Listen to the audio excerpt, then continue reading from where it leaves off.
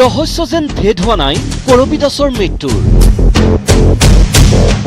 বৰপেটাৰ কৰবিৰ ঘৰৰ পৰা উদ্ধাৰ 21 পৃষ্ঠাজোৰা ডায়েৰী। উদ্ধাৰ পূৰ্বে কৰবিয়ে ব্যৱহাৰ কৰা এটা মোবাইল ফোন। তাত ডায়েৰী পাইছে আৰু তাৰ ফোন পাইছে, সেইটো গোটেই বস্তু এতিয়া বিশ্লেষণ হ'ব।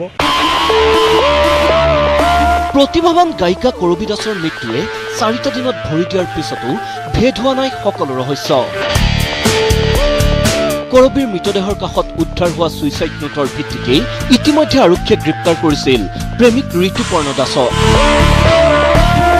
কেনেদৰে প্ৰেমিক ঋতুপৰ্ণৰ শাৰীৰিক আৰু মানসিক অত্যাচাৰৰ সন্মুখীন হৈছিল সেয়া সুইচাইড নোটৰ প্ৰতিটো পৃষ্ঠাত লিখি থৈ গৈছিল কৰবিয়ে। কৰবিৰ এই মৃত্যুৰ তদন্ত প্ৰক্ৰিয়া আগবঢ়াই শুকুৰবাৰে বৰপেটাৰ কৰবিৰ ঘৰত উপস্থিত হয় তদন্তকাৰী আৰক্ষী। জব্দ কৰে 21 পৃষ্ঠাজোৰা এখন ডায়েৰী আৰু এটা মোবাইল ফোন।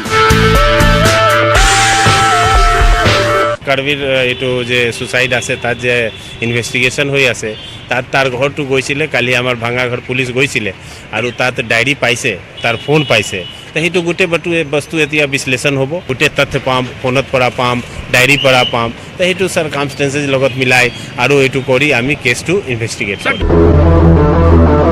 কিন্তু কি আছে 21 পৃষ্ঠাজোৰা ডায়েৰী? তদন্তৰ খাতিৰত আৰক্ষীয়ে মুখ নুখুলিলেও নিউজ 18ৰ হাতত পৰা তথ্য মতে সেই 21 পৃষ্ঠাজোৰা ডায়েৰীত কৰবিয়ে লিখি থৈ গৈছিল বহু অকথিত কাহিনী। কেনেদৰে ঋতুপৰ্ণৰ প্ৰেমত পৰাৰ পিছত তিল তিলকৈ জীৱনটোক মৃত্যুৰ মুখলৈ ঠেলি দিব লগা হৈছিল সেই ডায়েৰীখনত সকলো বিৱৰি লিখি থৈ গৈছিল কৰবিয়ে। শাৰীৰিক আৰু মানসিক অত্যাচাৰৰ কেনেদৰে সন্মুখীন হ'বলগীয়া হৈছিল সেয়াও সকলো বিৱৰি লিখি থৈ গৈছিল কৰবিয়ে।